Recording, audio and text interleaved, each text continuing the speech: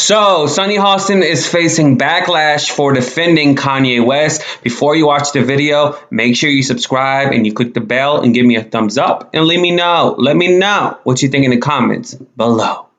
I'm very uncomfortable with banning him from performing. I think performance, and Whoopi would know much more about this than I do, but performance is an art. And it's speech in many instances. And the fact that, yes, he's been on social media, that's his right. It's free speech. They took him down, I think. I think he's back. He was banned. I think he's back. He was banned. I think he's back. Where do we draw the line? I mean, I believe in consequence culture. I don't believe in cancel culture. And I feel that he is, because of the stigma of mental health, I think he is being stigmatized. And bottom line is, people that are mentally ill, he's been diagnosed with bipolar disorder, are much less likely to commit violence than have violence enacted upon them. I don't know yet that he is this violent person that should be shunned from society and his art taken away from him. I'm very uncomfortable. I actually think they're going to allow him to take his award if he gets it. And I think he's proven himself more capable of going rogue when getting awards. So I don't know why they'd leave him the open mic with no script. I think the performing would make more sense. He's nominated to perform, but the problem is he's in a place that's not great right now. And even though you're right about the statistics that the prospects of harm are low, less than 1%. But you never know. And he keeps posting and taking it down, which is showing either someone's looking out for him or he's looking out for himself and realizing after he's done something that it's wrong. There are 4 kids here that are being discussed on this social media platform. And if your own children can't stop you from doing that, he's having some impulse issues, which come hand in hand with some of these problems. Yeah, and look, I think if he can't help himself, you need to at least not put him in situations where, even if there's no physical threat, the very host of this award show was threatened by him, and he wasn't threatened. He was called a racial slur. I'm not a Kanye West apologist. I'm talking about the actual policy. But it could feel threatening to go face to face if you were to call me something and then we're at the same show. But he's saying he's not threatened. He's saying he doesn't want to be about that. Listen, Kanye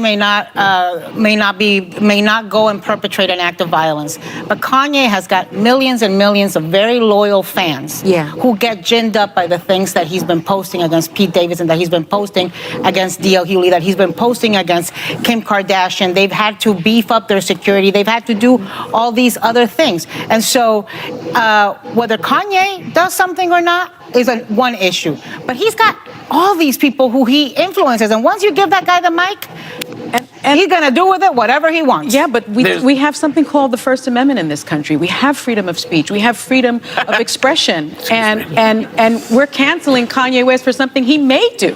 Canceling is him never working again. He's going to work again. He's just We're going to be right back. He's not entitled to put people's lives in danger. So there is a mix of criticisms from Sunny Hostin because she defended Kanye West on The View. It's on Twitter. It's on YouTube. And someone on Twitter wrote, Sunny Hostin is not a bright person. The last place someone who is having emotional problems should be is on a stage. Kanye should be getting some professional help and taking a sabbatical. Someone else wrote, when he is publicly harassing his ex-wife nonstop, Sunny, banning someone from performing and preventing them from using a platform to spread hate is not canceling them. It's holding them accountable. Bad behavior does not deserve to be broadcast to the world. I usually love Sunny, but this is some hypocritical bullshit. Kanye, regardless of his mental health, issuing threats is not covered under free speech rights. If this was anyone else, you would not condone. Dear Sunny, pulls out a different script on cancel culture and free speech, depending on the person, not the deed. Sunny, are you suggesting that verbal abuse is okay? So what I want you guys to do is let me know what you think in the comments below. You know, Trevor Noah was used as an example of a supposed racial slur that Kanye West sent him.